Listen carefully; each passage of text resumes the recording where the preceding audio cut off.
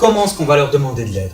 Première chose, quand j'ai commencé à travailler auprès des personnes âgées comparées en pédiatrie, les enfants sont déjà des enfants libres, ils sont merveilleux, ils adorent les clowns, et puis c'est chouette. Et puis en gériatrie, c'est moche, parce qu'on était si on prend la main, puis il nous répète la même chose sans arrêt.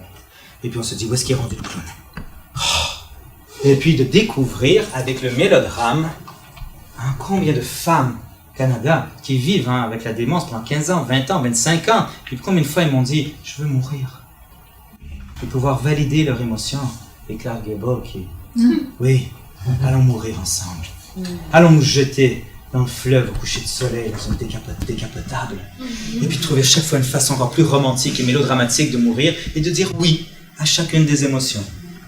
Et à travers le mélodrame, pouvoir vivre toutes des situations émotionnelles normales d'une famille.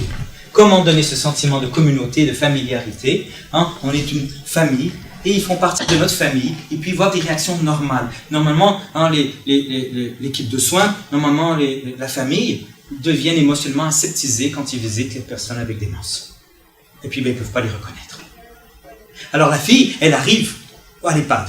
Est-ce que maman va me reconnaître aujourd'hui? Est-ce qu'elle va se souvenir du nom qu'elle m'a donné? Donc elle est extrêmement angoissée, elle essaie de sourire. Elle ne peut pas lire le sourire. Elle voit juste une personne angoissée qui n'est pas à l'aise avec elle et qui essaie de lui donner des baisers, de s'approcher d'elle.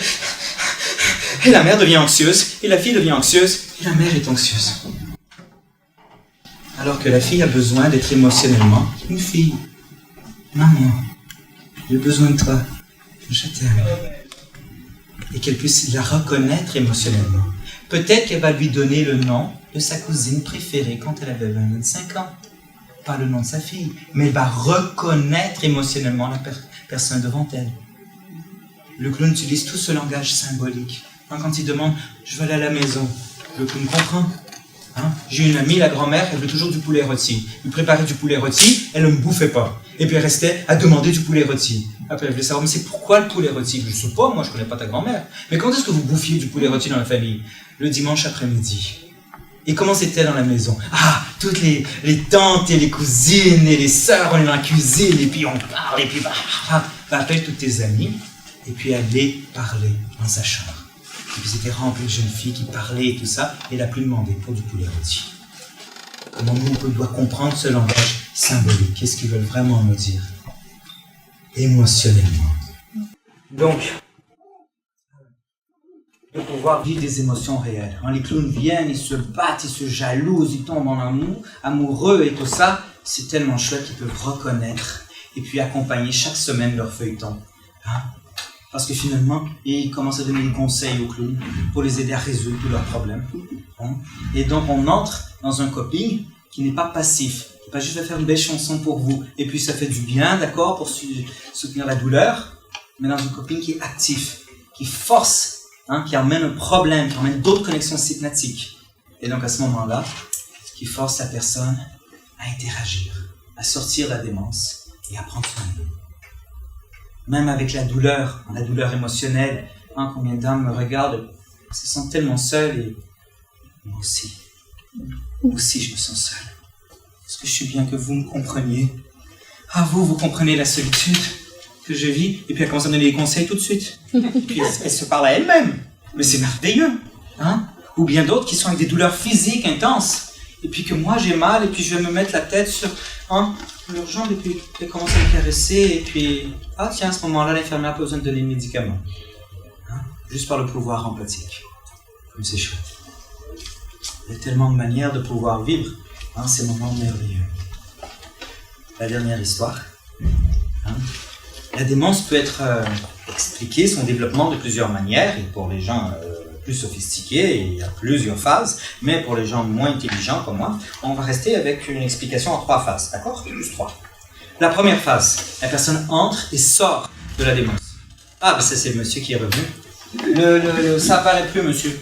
Oui, et on a fait le bouton jaune et puis non plus. J'ai très peu de pouvoir magique. Désolé de vous avoir fait, mais...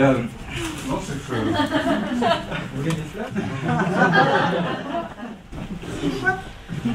Alors, la première phase, qui est la plus terrible, la plus angoissante, entrer et sortir de la démence. C'est terrible pour la personne, c'est terrible pour la famille.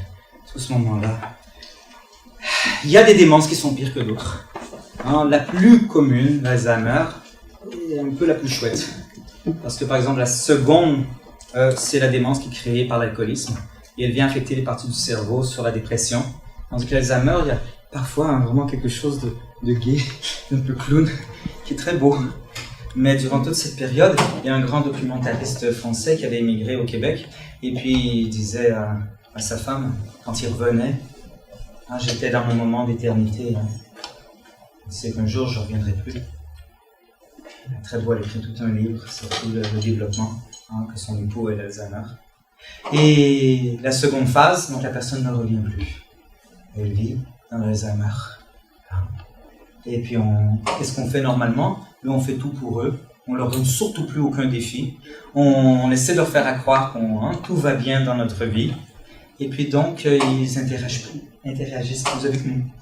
Et puis peut-être on est trop bruyant, trop vite, en train de leur exiger sans arrêt des choses. Et donc ils se ferment de plus en plus. Ils arrivent dans la troisième phase de régression. Et ils retournent en position fétale, ils se coupent complètement de nous. Et là c'est très difficile. Des fois, on va peut-être créer un petit jeu, juste avec un doigt, un rythme. Mais cette journée-là, à l'EHPAD, arrivé auprès de cette dame dans une chaise orthopédique. Elle était dans la phase 3. Elle était juste tendue dans des spasmes. Et elle regardait, confuse. Et je n'arrivais pas à écrire, elle ne parlait pas, il n'y avait rien, aucun contact. Et je n'avais pas développé de lien, c'était la première fois. Mais j'ai commencé à sentir un sentiment de gratitude pour elle. Parce qu'elle me permet de faire ce travail extraordinaire. Tellement précieux. Alors je suis juste resté comme ça, à lui tenir les mains, la regarder dans les yeux, et juste sentir tellement d'amour pour elle. Juste vouloir lui dire merci. D'être la femme qu'elle est, d'être tout ce qu'elle est, et me permettre juste d'être là vraiment avec elle en ce moment, et c'est tout. Et j'étais comme ça, 4 minutes en silence, 5 minutes, 6 minutes en silence, 7 minutes. Et après 8 minutes, elle a commencé à avoir des soubresauts, j'ai pensé que c'était nerveux. Mais après 9 minutes, j'ai commencé à voir, non, elle essaie, elle a une intention. Il y a quelque chose qui se passe. Et elle essaie d'utiliser sa bouche, ses doigts pour me communiquer. Et après 10 minutes, elle m'a simplement dit « Moi aussi, je t'aime. » Je n'avais rien dit. Oh non. Elle a juste senti qu'est-ce qu'il y avait ici. Qui aide qui? C'est un peu comme ça, les relations humaines. C'est notre vulnérabilité, notre beauté, notre connerie, qui rencontre une autre vulnérabilité, une autre beauté, une autre connerie. Et puis ça fait du bien. Et on grandit. Et on s'aime. Voilà. C'est ce que je voulais vous transmettre ce soir. Merci beaucoup d'avoir écouté.